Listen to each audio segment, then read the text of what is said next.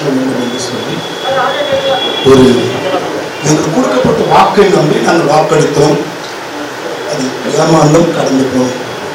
அடுத்து 4 ஆண்டுகள் முடிந்தது. இன்னும் எங்களுக்கான ஒரு வாக்கும் நிறைவேற்றப்படவில்லை என்று எங்களுக்கு நன்கு தெரியும்.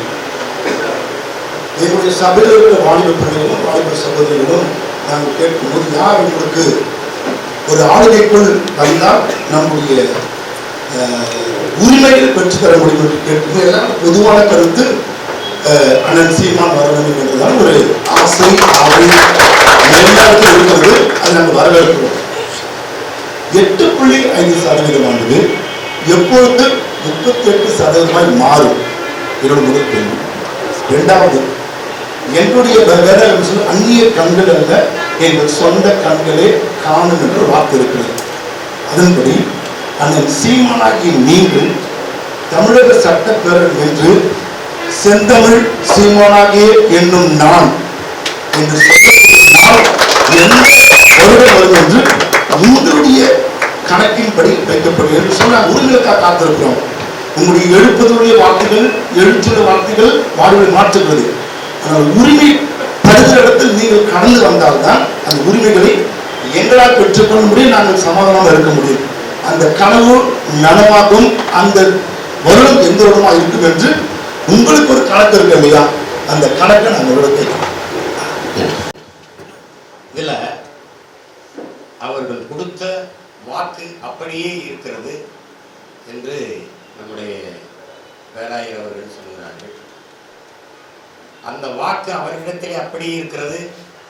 அந்த வாக்கை நிறைவேற்றிக் கொள்ளக்கூடிய வாக்கு நம்மிடத்திலே இருக்கிறது, இன்னும் நம்மிடத்திலே இருக்கிறது. அவர்கள் சொல்கிறார்கள், எப்போது அந்த இடத்திற்கு வருவீர்கள்? 8 என்றைக்கு 32 ஆகும் என்று கேட்கிறார்கள். நீங்கள் 1000 மக்கள் ஆசீர்வதித்து இறைமகன் ஆசீர்வதித்தால் 2026 அது 42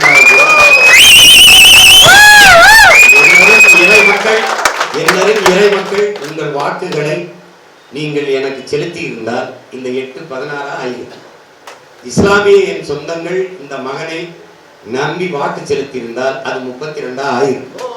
இந்த வாக்குகளின் அடித்தளத்தில் தான் திராவிடம் இன்னும் நடனமாடிக்கொண்டிருக்கிறது என்பதை நீங்கள் புரிந்து கொள்ள வேண்டும்.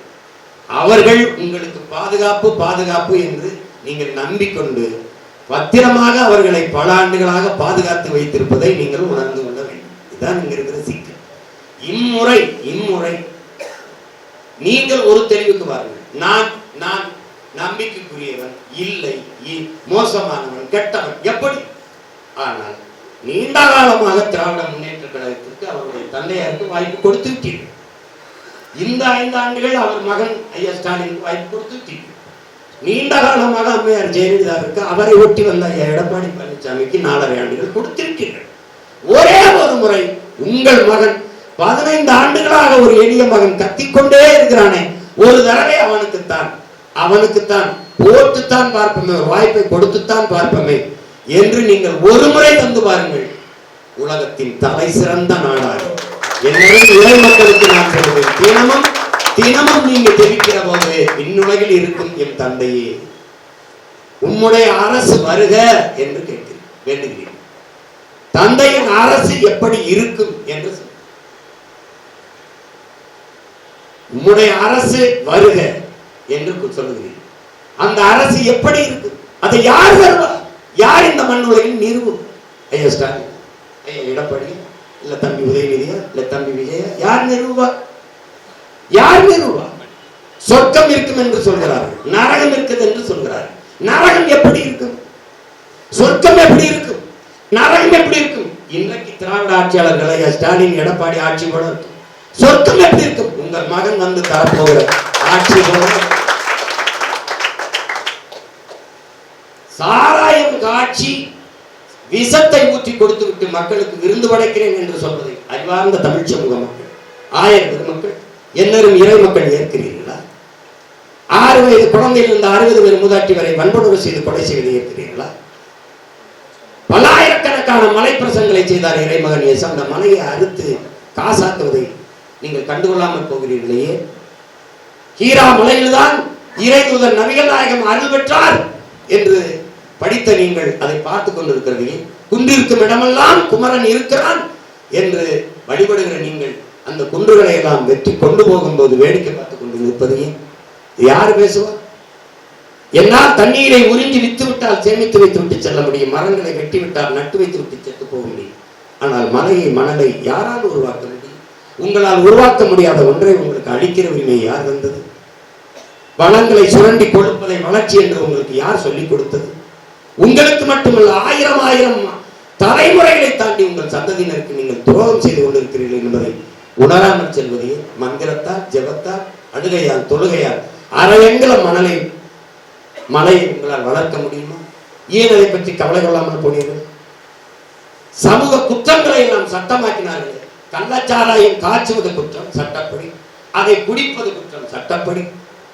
அதை குடித்து செத்தவனை அங்கீகரித்து 10 லட்சம் கொடுத்ததை எப்படி நீங்கள் அங்கீகரித்தீர்கள்? எப்படி அங்கீகரித்தீர்கள்? எப்படி அங்கீகரித்தீர்கள்? தூத்துக்குடியில் துப்பாக்கி சூடு மக்களின் கிளர்ச்சி, அது கொழுப்படுத்து போய் குடித்து செத்தான். இங்கே நடிகரை பார்க்க வந்து நெரிசலில் சிக்கி செத்தான். அவன் வாய் வழியே போதை, இவன் கண்ணு வழியே காது வழியே போதை. ஆனால் மக்களின் கிளர்ச்சி, ஸ்டெர்லைட் ஆலையால் என்னுடைய வாழ்வாதாரம் பாதிக்கப்படுது. நீர் நஞ்சு, நிலம் நஞ்சு, காற்று நஞ்சு, என்னால் வாழ முடியவில்லை என்று கொடி இல்லை, ஒரு தலைவனை முன்னிற்கவில்லை. மக்களே கிளர்ந்தெழுந்து போராடினார். இதுவரை வாழ்ந்தது போல இனி வாழ முடியாது என்கிற நிலை உருவாகுமானால் மக்களை கிளர்ச்சி செய்வார்கள், புரட்சி செய்வார்கள் என்கிற நிலையில் அதைத்தான் என் மக்கள் தூத்துக்குடியில் செய்தார். ஏன் துப்பாக்கியால் சுட்டுக் கொண்டீர்கள் என்று கேட்காதது? அந்த செத்த குடும்பங்களுக்கு என்ன நிதி நிவாரணம் கொடுத்தீர்கள்? என்ன கொடுத்தீர்கள்? இந்த உண்மை கண்டறியும் உங்களுக்கு ஓடி வராதே. இந்த சுட சொல்லி உத்தரவிட்டவன் எவன்?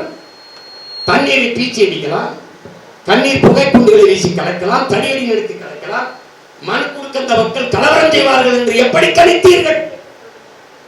தொலைதூரத்தில் இருந்து குறிவாக்க சுடுகிற சினைப்பு துப்பாக்கியோட காத்திருந்ததையே. ஒரு வண்டியின் மேலே இருந்து சரியாக குறிபாத்தை எப்படி சுட்டாய்? சுடுவதால் காலுக்கு கீழே தானே சுட்டிருக்க வேண்டும். குறிபாத்த கழுத்திலே எப்படி சுட்டாய்? உன்னை சுட சொன்னவன் யார் என்ற கேள்வியை எழுப்பாததையே. எப்படிப்பட்ட அதிகாரங்கள்? இதெல்லாம் தான் நரகம், இதெல்லாம் தான் கொடுமை. தொட்டதுக்கெல்லாம் காசு, தொட்டதுக்கெல்லாம் காசு. ஒரு பணியா காசு, பணி இடமாற்றமா காசு, பணி உயர்வா காசு. ஊழல் லஞ்சத்திலே ஊறி போன இந்த சமூகம், கொலை கொள்ளை எல்லாம் சமூகம், சாதிய மத பெருமையிலே கொலை, எல்லாவற்றையும் செய்து கொண்டிருக்கிற ஒரு நரகம் எப்படி இருக்குமோ அப்படி ஆட்சி செய்து கொண்டிருக்கிறது இந்த ஆட்சிகள். நடக்க பாதை, எரிக்க மின்சாரம், குடிக்க தண்ணீர், நஞ்சில்லாத உணவு, படிக்க கல்வி, படித்தால் வேலை. 75 லட்சம் பேர் தமிழ்நாடு தேர்வாணையத்தில் தேர்வு எழுதிவிட்டு வேலைக்காக காத்திருக்கிறார். மொத்தம் 3937 இடத்துக்கு 15,52,000 பேர் தேர்வு எழுதியிருக்கிறார். எங்கே போய் கொண்டிருக்கிறது நாடு? 10 லட்சம் கோடி கடன். இந்த 10 லட்சம் கோடி கடனை பற்றி நிறைவேற்றிய ஒரே ஒரு நலத்திட்டம் ஐயா ஸ்டாலின், ஐயா எடப்பாடி.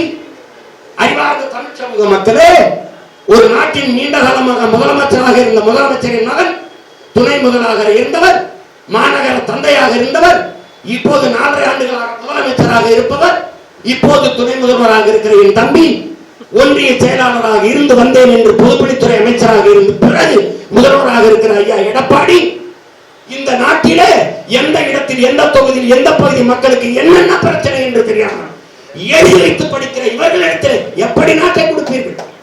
எப்படி கொடுப்பீர்கள்? மக்களின் துயரம் என்ன, வழி என்பது இதயத்தில் இருந்து மொழியாக வரவில்லை, மனதில் இருந்து வழியாக மொழியாக வரவில்லை, பார்த்து படிப்பவன் இடத்திலே. அப்படி என்றால் நீ என் மக்களுக்கு பக்கத்திலே இல்லை, என் மக்களின் இதயத்திற்கு நெருக்கமாக இல்லை, அவன் வழியை உணராத நீ எப்படி தலைவனாக இருப்பார்? ஒன்றுதான் கோட்பாடு. என் உடன் பிறந்தார்களே, தகப்பன் என்பவன் என்னை பெற்றவனாக இருக்க வேண்டும், தலைவன் என்பவன் என் ரத்தவனாக இருக்க வேண்டும். என் மொழி புரியாதவன் எனக்கு இறைவனாக இருக்க முடியாது, என் வழி உணராதவன் எனக்கு தலைவனாக இருக்க முடியாது. இங்க என்ன கொடுமை நிகழ்ந்தது? எங்கே ஜெருசலேமில் பெத்லகேமில் பிறந்த இறைமகன் இயேசுவுக்கு என்னரும் தமிழ் புரியும் என்று என் அன்பு சொந்தங்கள், ஆயர் பெருமக்கள், இளங்குருமார்கள், பரலோகத்தில் இருக்க எங்க பிதாவே என்பது கூட பிறமொழி என்று விண்ணுலகில் இருக்கும் என் தந்தையை என்று தூய தமிழில் அழைக்க தொடங்கிவிட்டார்.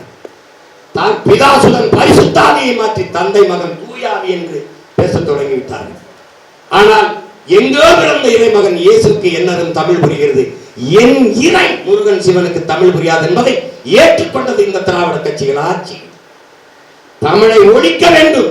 தமிழ் உணர்விலிருந்து இன உணர்விலிருந்து தமிழர்களை அப்புறப்படுத்தாமல் தமிழன் அல்லாதவன் வாழவும் ஆளவும் முடியாது என்று திட்டமிட்டு செய்தார்கள் இந்த சதியை. இதை நீங்கள் புரிந்து கொள்ள வேண்டும்.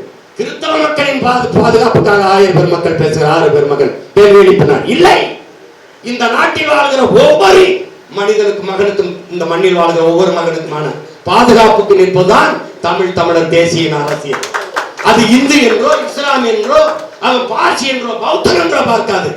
மண்ணில் பிறந்த மானுடன் ஒவ்வொருவருக்கும் உலக உயிர்கள் ஒவ்வொன்றுக்கும் உயிரான அரணான பாதுகாப்பை தருவதுதான் தமிழ் தேசிய இனத்தின் அறம் சார்ந்த அரசியல்.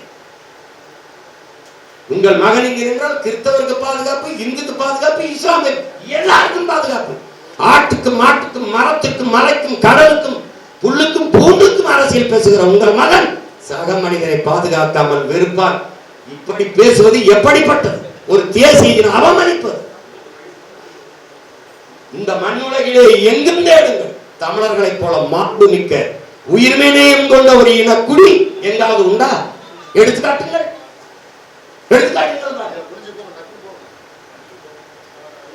அதனால் அறிவார்ந்த பெருமக்கள் என்னரும் இறை சொந்தங்கள் இதை புரிந்து கொள்ள வேண்டும்.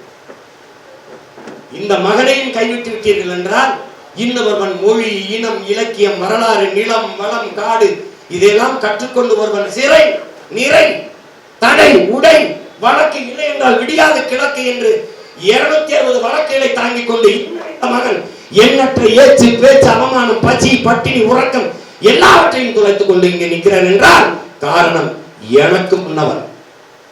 என்னை ஒரு தாய் கேட்கிறாள், என் உடன் பிறந்தார்களே, மேடையில் பேசி விறுவிறுக்க இறங்கி போகும்போது மகனே என்று என் கையை பிடித்து அழுகிறார். என்னம்மா என்று கேட்டேன். இப்படி கத்திரியாடா, வேர்க்க இப்படி பாடுபடுறியாடா, இந்த மக்கள் உன்னை புரிந்து கொள்ளவில்லையே என்று என்னை பார்த்து பரிதாபத்தில் பேசினாள். அந்த தாய்க்கு இந்த மகன் சொன்னேன், ரத்தம் சிந்தியவனுக்கு முன்பு வெறும் வேர்வை சிந்துகிற இந்த மகன் ஒன்றுமில்லை தாயே. உயிரையே பிடித்து போராடி என் முன்னவர்களுக்கு முன்னாடி வெறும் உணர்வை கொடுத்து நிற்கிற ஒரு மகன் மிகச் சாதாரணம், ஒன்றுமில்லை. நீ தைரியமாக நான் வென்று வருவேன் என்று போனேன். அதனால நீங்க இந்த அரசியல் இருந்து எந்த வழியில் நாம் கீழே சென்று விடுவோம்? எந்த வழி? எப்படி செய்வாய்? எல்லாவற்றுக்கும் நான் விளக்கம் சொல்லியிருக்கிறேன். தமிழை எப்படி மீட்சியுற வைப்பாய்? தமிழ் படித்தால் தான் தமிழ் பயிற்று மொழி, ஆங்கிலம் கட்டாய பாடமொழி. அரசு பள்ளி கல்லூரிகளில் படித்தவர்களுக்கு வேலையில் முன்னுரிமை, தமிழில் படித்தவர்களுக்கு வேலையில் முன்னுரிமை சட்டம். கடை தெருக்களில் எங்கும் தமிழ், எதிலும் தமிழ். தமிழ் இல்லையா? இல்லை. தமிழில் விளம்பர பலகை இல்லாத கடைகளுக்கு 2 மடங்கு வரி. தானா மாத்தி அடுத்த நாளே மாறிடும் தமிழ் வரி. என்னங்க செய்ய முடியாத? செய்ய மாட்டான். தமிழ் சிதைந்த அணிவதை முதலமைச்சர் சொல்கிறார். ரெயின்போவை அப்படியே ரெயின்போ என்று தமிழில் எழுதுங்கள் என்று, வானவில் என்று எழுதுங்கள் என்று சொல்லவில்லை. காரணம், என் மொழி சாவதில் அவருக்கு கவலை இல்லை. அவர்கள் திராவிட மாடல், திராவிடம் சமஸ்கிருதம், ஆங்கிலம் உங்களுக்கு தெரியும், மாடல் ஆங்கிலம். ஏன் ஒரு தமிழர் ஆட்சி, தமிழர் அறம் சார்ந்த ஆட்சி என்று சொல்ல நாக்கு வரது? வராது. அதனால நீங்க ஒண்ணும் கவலைப்படாது. உங்கள் தமிழ் உங்களை பாதுகாக்கும். தமிழ் பேரன்பின் தாய், அவளுக்கு பிரிச்சு பார்க்க தெரியாது. ஏன் இந்த தாழ்த்தப்பட்டவன் சொல்லும் போது கோபம் வருது? அவன் என் உடன் பிறந்தால் தாழ்த்தப்பட்டவன் என்றால் ஒரு ஆள், ஒரு மகன் தாழ்த்தப்படவில்லை. என் தமிழ் தாழ்த்தப்படுகிறது, என் இனம் தாழ்த்தப்படுகிறது. அதனால்தான் பேரேந்திர சமூக மக்களை, என் உயிர் சொந்தங்களை பட்டியலில் இருந்து வெளியேறு என்று நான் உறக்கத்த காரணம் அதுதான். என்னவனை நீ எப்படி தாழ்ந்தவன் என்று சொல்லுவாய்? என் இனம் சார்ந்த மகன் ஒருவன் தாழ்ந்தவன் என்றால் அங்கே நான் தாழ்த்தப்படுகிறேன். என் இனம் தாழ்ந்து, என் தமிழ் தாழ்கிறது. அது எப்படி ஒரு தன்னானமிக்க தமிழ் மகன் பொறுப்பார்? எப்படி பொறுப்பார்? நீ உள்ளே வா, நீ வெளியேறி என்றால் காதலை உடைத்து விட்டு வாடா வெளியே அழைத்து போகிற திமிரும் துணிவும் எங்களுக்கு உண்டு. அதை நீங்க புரிஞ்சுக்கணும். அதனால இந்த சபையில் கூடி நாம் பேசுவது வெறும் கிறிஸ்தவ மக்களின் பாதுகாப்பு அல்ல, ஒட்டுமொத்த இந்த நாட்டு மக்களின் பாதுகாப்பு. அதற்கு வழிபாட்டக்கூடிய பெருமக்களாக இந்த ஆயர் பெருமக்கள் இருக்க வேண்டும். அசரத்து பெருமக்கள் ஓதுவார்கள், அந்த இமாம்கள் இருக்க வேண்டும். ஏனென்றால் புரட்சியால் பூத்த சமயங்கள் உலகத்திலே இஸ்லாம் கிறிஸ்தவம். அநீதிக்கு எதிரான புரட்சி தீயை பற்ற வைக்கவே நான் இந்த பூமிக்கு வந்தேன் என்று இறைமகன் சொன்னது உண்மையானால் அந்த அநீதியை எதிர்த்துத்தான் நாம் இந்த புரட்சி தீயை பற்ற வைத்துக் கொண்டோம். அதே போல நபிகள் நாயகம் அவர்கள் ஊழல் லஞ்சம் பெறுபவன் மீது இறைவனின் சாபம் உண்டாவதாக இருந்தார். நீங்கள் பெறவில்லை, பெற்றீர்கள் என்று சொன்னால் பெறுகிற அவனுக்கு துணை நீக்கிறீர்கள். அப்ப அதே சாபம் உங்களுக்கும் வரும். அதனால் விலகி நில்லுங்கள் என்று சொன்னார். இவ்வளவு கொடுமைக்கு பிறகும் இன்னும் இந்த திராவிட இந்திய தீய அரசியல் சக்திகளை ஆதரித்தால், அதுபோல காங்கிரஸ் கிறிஸ்தவ மக்களுக்கு இஸ்லாமிய மக்களுக்கு பாதுகாப்பு என்று எவன் சொன்னான்? யார் சொன்னது? எதிர்த்து போரிடுகிற நீட்டை கொண்டு வந்து நீட்டியவன் எவன்? அவன்தான். சகிக்க முடியாத வரிச்சுமை ஜிஎஸ்டி சுமத்தினவன் அவன்தான். இந்த என்ஏஆர்சி கொண்டு வந்தது அவன்தான். கண்ணு முன்னாடி நம் இனத்தை கொண்டு விட்டவன் அவன்தான். அது சாவல்ல, தமிழ் தேசிய இனத்தின் விடுதலை என்கிற பெருங்கனவின் சாவு. அதையே அன்பு தமிழர்கள் நீங்கள் புரிந்து கொள்ள வேண்டும். காங்கிரஸ் மீது என்ன? காங்கிரஸ் கட்சியின் கைச்சின்னத்தை படிக்கும் போது ஊர் ஊராக தெரு தெருவாக வரைந்த நான் இன்றைக்கு அந்த கைச்சின்னத்தை ஒழிக்க வேண்டும். காரணம் என்ன? இந்த கைதான் என் இனத்தை கொள்ள பல ஆயிரம் 80,000 கோடியை வட்டியில்லாத கடனாக எண்ணி கொடுத்த கை. அந்த கைதான் 3 கிலோமீட்டருக்கு அங்கே நிர்வாகம் நிக்க விட்டு அப்பாவுக்கு முன்பு மகளை, அம்மாவுக்கு முன்பு மகனை, தந்தைக்கு முன்பு மகளை, கணவனுக்கு முன்பு மகளை எல்லாரையும் நிர்வாணமாக நடந்து வர வைத்த சோதனை என்கிற சோதனை சாவடியிலே சிங்கள ராணுவ வீரன் என்னரும் தங்கைகளை மார்வைத்தி இது என்ன குண்டா வெடிக்குமா என்று கேட்டதை பார்த்த மகன் உறங்குவானா? அந்த திரிய கைக்கு கை கொடுக்கின்றவன் இந்த காங்கிரசுக்காரன் கை. அதை ஒழிக்காமல், மறைக்காமல், ஒழிக்காமல் நீ தூங்கினால் நீ மான தமிழச்சி மாறல பால் குடித்தவனா என்பதை உலகத்தில் எந்த இனத்தையாவது கொண்டு குவித்து விட்டு அந்த சொந்த இனத்திடம் வாக்கை பெற்று இந்த தேர்ந்த கட்சிகள் அரசியல் வலிமை பெற்றுவிட முடியுமா என்பதை எண்ணிப்பார். மானம், மலையாளி, கன்னடன், தெலுங்கன் இந்த மாதிரி செய்திருப்பானா? நாம் தான் அதை அங்கீகரிப்போம், நாம் தான் அதை செய்வோம். இன்றும் அவர்கள் பேசிக் கொண்டிருக்கிறார்களே. அப்படியே என்ன அர்த்தம்? தமிழன் செத்து போனான். லட்சக்கணக்காக சாகும் போது கிளர்ச்சி என்ன? அண்ணன் கமலஹாசன் அவர்கள் தமிழில் தான் கன்னடம் வந்தது, கன்னடம் வரலாற்று உண்மையை சொன்னார், தாங்க முடிவுகளை கொதிர்க்கிறார். ஆனால் கமல் சொன்னதில் என்ன பிரச்சனை என்று பேசியது ஒரு தங்கள். நானும் என் அப்பன் மணியரசன் என்பவர் இந்த நிலத்தில் எவர் நான் கமலஹாசனுக்கு துணையாக இல்லை. அப்படின்னா எங்க தமிழன் செத்து போனான். கால கொடுமை. இந்த கிழக்கு கடற்கரை சாலைக்கு பேர் என்ன? ராஜராஜ சோழன் பெருவீதி, ராஜராஜன் பெருவீதி. மாற்றினார் ஐயா கருணாநிதி ராஜீவ்காந்தி சாலை. இவர் வந்து மாற்றினார் ஐயா கருணாநிதி சாலை. இவன் வந்து மாற்றுவார் பேரரசன் பெருவீதியில். தமிழ் தேசியம் என் அடையாளத்தை நீ பறித்தால் அதை திருப்பி அடித்து பறித்து அதே அடையாளத்தை நிறுவி. அதனால தைரியமா இருங்க. அது வந்துமா போயிருமாங்க. ஒவ்வொன்றுக்கும் பார்த்து பார்த்து போராடிக்கிட்டு இருக்கிறோம்னா விட்டுருமா? வாக்கு இந்த ஒரு தடவை அந்த வாக்கு தூக்குங்க, அநீதிக்கு எதிராக தூக்குங்க, இந்த மகனுக்காக போடுங்க. ஒரே ஒரு தடவை திரும்ப திரும்ப சொல்றேன், இறைமகன் இயேசு உலக மானுடர்களின் பாவத்தை போக்க சிலுவையை சுமந்தார். உங்கள் பிள்ளை இந்த மகன் இந்த மண்ணுலகில் இருக்கிற இந்த மக்களின் பசியை போக்க கலப்பையை சுமக்கிறார். 2 மனுதான், 2மே பாரம் தான். எங்களுக்கானதில்லை, என் மக்களுக்கு. அது பாவத்தை போக்க, இது பசியை போக்க. சிலுவை நெஞ்சிலே சுமக்கிற எண்ணரும் சொந்தங்களே, உங்கள் மகனை கைவிட்டு விடாது. ஏலி ஏலி ராமா ஜபத்தானி என்று ஏன் தந்தையே என்று கைவிட்டீர்கள் என்ன என்று இறைமகன் இயேசு தன் தந்தையிடம் கேட்டது போல உங்கள் மகனை உங்களிடத்திலே ஏன் என் சொந்தங்களை என்னை கைவிட்டு விட்டீர்கள் என்று கேட்கிற நிலைமைக்கு என்னை ஆளாக்கி விடார்கள். 26 என்னோடு நில்லுங்கள், இந்த மண்ணோடு நில்லுங்கள், உலகம் நம்மோடு நிற்கும். எழுதி வைத்துக் கொள்ளுங்கள். இது இறைமகன் இயேசு மீதான